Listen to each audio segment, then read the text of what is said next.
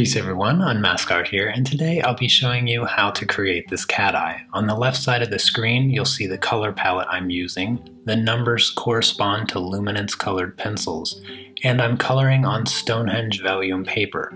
For those that support my channel on Patreon, the real-time drawing video of this is available to you now. Alright, so let's get started.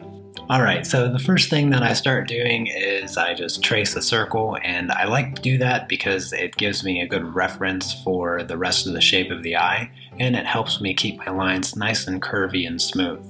So after I do that, I kind of draw the general shape of the eye. I do most of the detail work with the colored pencils, but you can do as much with a graphite pencil as you want. Next thing I do is I use my 002 and my 660 to kind of darken the pupil of the eye and also do the highlights, kind of block in the highlight of the eye. Then I go over that with the 009, just a black color pencil, and I use the black to draw the rest of the shape of the eye and kind of get all the detailed outer edge. Most of that in my reference photo is pretty dark, so I don't have a problem using black. Next thing I do is I use my 015 color to kind of create the general area of the iris, and then I switch over to the 821 pencil or the 820 pencil and kind of do the outer edge of the colored part of the eye.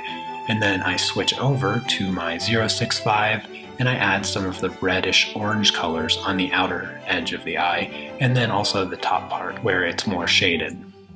These are the primary colors of the iris, and this is what gives you the kind of the golden orange color that I'm going for.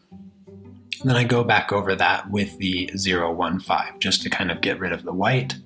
Then I switch over to the 836 color and do some of the more detailed work. One of the important qualities in creating this eye is making sure that all of my pencil strokes are in the right direction.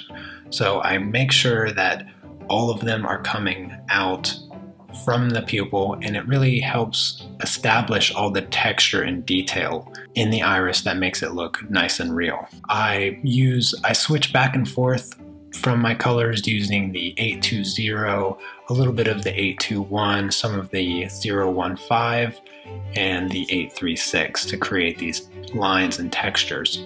And I go back through with my 836 to kind of get some of the darker areas.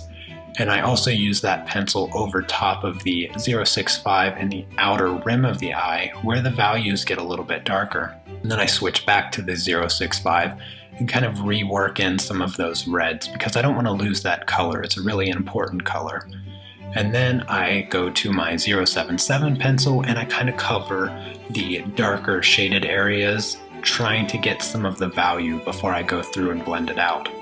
Last thing I do is I just put one final coat of the 015 just to kind of help establish the color dominance of the iris. And after that, I use my number 8 round brush and odorless paint thinner to just blend everything out. One of the important things that you want to do is use your brush strokes to reinforce your pencil strokes by making sure all your brush strokes are in the same direction as your pencil strokes. This really helps create the texture and the detail in the iris that makes these eyes look really cool. And then I kind of do the same thing with the orange shaded area of the eye. Once I have everything blended out, I switch back to my 077 pencil, and this is where I start to bring in more of the highly contrasted detail in the iris. And I'm keeping my pencil strokes all in the same direction. I'm just kind of getting those really deep ridges that you get in the iris. It really creates that foiled look that cat eyes have that make them so fun to draw and look at. And so this part is a little bit more detailed. You can kind of play around with this. I'm only generally following my reference photo at this point.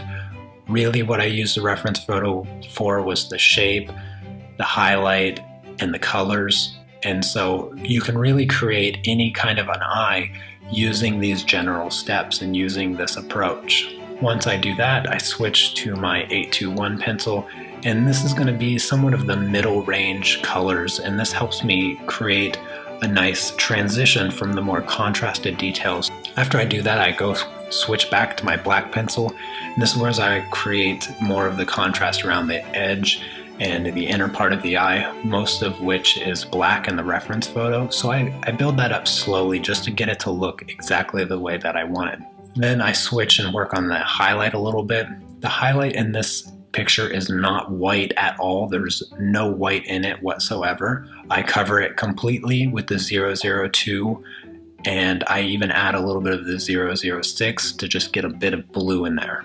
At this point, I'm kind of switching pencils a bit too fast to go back and forth, but what I'm doing is I'm using the same colors, the 069, the 065, 077, and the black to darken the outer rim, and then also I use the 077 to add a little bit more details in the iris itself before blending it out.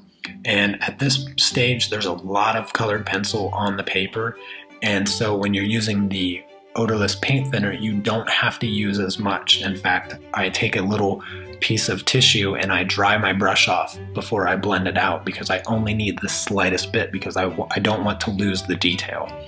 If you use too much paint thinner, you'll wash away your details and you'll blur it out. So you want to be careful with that and just kind of soften it a little bit. And this is what's going to cover the rest of the white part of the paper. Now, after you finish that, what I'm doing is I'm just taking all of the colors that I've already used and I'm just kind of reinforcing some of my details. I'm going back over what I've already drawn, so I'm not drawing anything new here. I'm just going back over all of the details I created previously and kind of creating a bit more contrast, a bit more saturation. And this is what's really going to make the eye stand off the page, and the details you can just look at forever, because the layering process adds so much detail. And this drawing only took about a half an hour. It was very quick, it was very easy. And when you break these things up into small digestible bits, you can create a piece like this very simply. When I get near the end, I start to use a little bit, just a little bit of my black in creating the really high contrast details in the iris. I use a little bit of the 002 to create a highlight on the inner part of the eye.